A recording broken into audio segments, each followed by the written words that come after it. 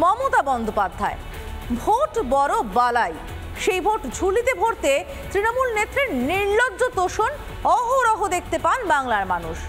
কিন্তু শুধু ভোটের জন্য বাংলার সংস্কৃতিকে চূড়ান্ত অপমান বাংলার সন্ন্যাসীদের। এবার মমতা বন্দ্যোপাধ্যায়ের নিশানা ভারত সেবাশ্রম সংঘ, ছাড় পায়নি ইসকন, রামকৃষ্ণ মিশনও। কোন ভোট ব্যাংকের জন্য এহারও আক্রমণ, কাদের বার্তা দিতে? সব সাধু তো সমান হয় না, সব স্বজন সমান হয় না। আমাদের মধ্যেও কি আমরা সবাই সমান না?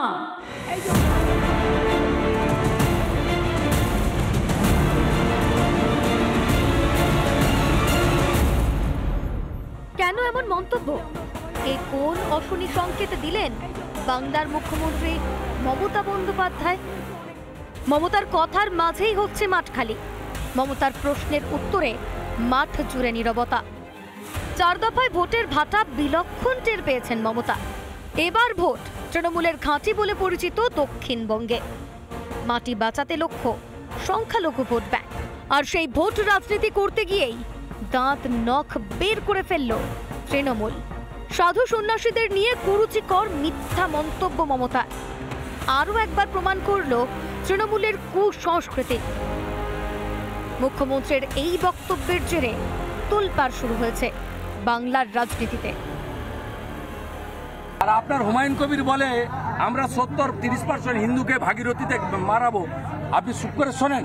আপনার ইমাম অ্যাসোসিয়েশন আপিল করতে পারে, 2500 টাকা করে মাসে বেতন দেন। রামকৃষ্ণ মিশন, ভারত সেবাশ্রম সংঘের সন্ন্যাসীরা সনাতনীদের রক্ষা করার কথা বললে অপরাধ হয়ে যায়। আরও একবার শুনুন কিভাবে বাংলার সংস্কৃতিকে অপমান করাটাই তৃণমূলের সংস্কৃতি হয়ে দাঁড়িয়েছে। সব সাধু তো সমান হয় না, সব স্বজন সমান হয় না। আমাদের মধ্যেও কি আমরা সবাই সমান না? এই যে বহরমপুরের একজন মহারাজ আছেন, আমি শুনেছি অনেক দিন ধরে, কার্তিক মহারাজ। ভারত সেবা সংঘকে আমি খুব শ্রদ্ধা করতাম। আমার শ্রদ্ধার্ঘের একটা তালিকায় তারা অনেক দিন ধরে আছে। কিন্তু যে লোকটা বলে আমি তৃণমূল কংগ্রেসকে এজেন্ট বসতে দেবো না, সে লোকটাকে আমি সাধু বলে মনে করি না। তার কারণ তিনি ডাইরেক্ট পলিটিক্স করে ভোট রাজনীতির কল্যাণে তোষণ আপন করেছেন মমতা বহুকাল। এবার আপত্তি সনাতনীদের অস্তিত্ব নিয়েও। ইমামরা আবেদন করতে পারে, আর কার্তিক মহারাজ প্রতিবাদ করলে অসুবিধা। কোন মঞ্চে, বিজেপির মঞ্চে তারা ছিলেন না। তারা এখানে সনাতন হিন্দুদের উপর আক্রমণের প্রতিবাদ করে। শক্তিপুরে যা করেছেন ঠিক করেছেন। হুমায়ুন কবির যেগুলো বলেছেন, ভারতীয় জনতা পার্টি নুপুর শর্মাকে সাসপেন্ড করে দেয়।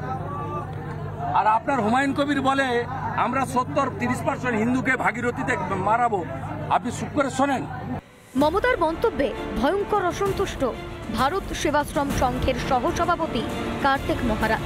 মমতা ব্যানার্জি যে বক্তব্য রেখেছেন আমার সম্পর্কে, আমি পশ্চিমবঙ্গের সমস্ত ভারত সেবাশ্রম সংঘের অনুগামী যারা ভক্ত হিতৈষী, বিভিন্ন মঠ মন্দির সাধু সন্ন্যাসীদের কাছে আবেদন, এটা শুধু কার্তিক মহারাজের অপমান নয়, ভারতবর্ষের সন্ন্যাসী সমাজের অপমান। একদিকে ভারত সেবাশ্রম আর অন্যদিকে রামকৃষ্ণ মিশন আর ইসকন, একযোগে 3 সংগঠনের ওপর আক্রমণ মুখ্যমন্ত্রী, যা মানুষের ভাবাবেগের ওপর সরাসরি আঘাত এনেছে। ভোটের জন্য আর কত নিচে নামবে তৃণমূল, জানতে চাইছেন বাংলার মানুষ।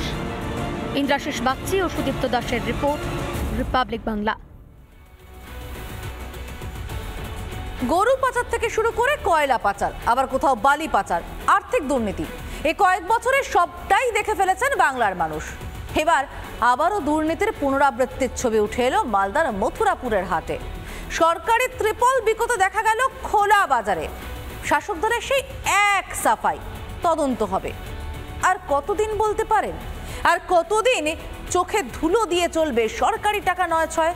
কতদিনই বা বঞ্চিত হবেন সাধারণ মানুষ?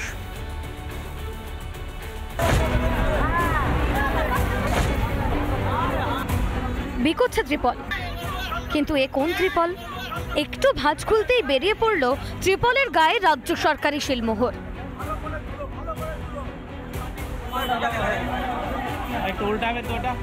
আরও এক দুর্নীতির ছবি ধরা পড়ল মালদহের মথুরাপুরের শনিবারের হাটে। পাবলিকের মাল বিক্রি হচ্ছে, এখানে যাইতে দিচ্ছে না, তিরপাল এখানে বিক্রি করছে, অনেক তিরপাল প্রত্যেকটা দোকানেই আছে। এদেরকে জিজ্ঞেস করলাম, দাদা এই তিরপাল কোথা থেকে পেলেন আপনারা? এটা তো সরকারি তিরপাল, চোরা দামে বিক্রি করছেন, কোথা থেকে পাচ্ছেন? ওরা বলছে আমাদের উপর থেকে যোগাযোগ আছে। এ ছবি নতুন নয়। আমপান দুর্গতদের জন্য ত্রাণ সামগ্রী দেখা গিয়েছিল দক্ষিণ 24 পরগনার জয়নগরে। আবার সন্দেশখালীতে শেখ শাহজাহানের গুদাম ঘরে মিলেছিল সরকারি শিলমোহর লাগানো ত্রিপল, যে ত্রিপল নাকি দুর্গতদের দেওয়ার জন্য দিয়েছিল রাজ্য সরকার। সেই ত্রিপলই এবার বিকোতে দেখা গেল মথুরাপুরে। শাসক দলের নেতাদের একাংশের দুর্নীতির হদিশ বারবার মিলছে এ বাংলায়।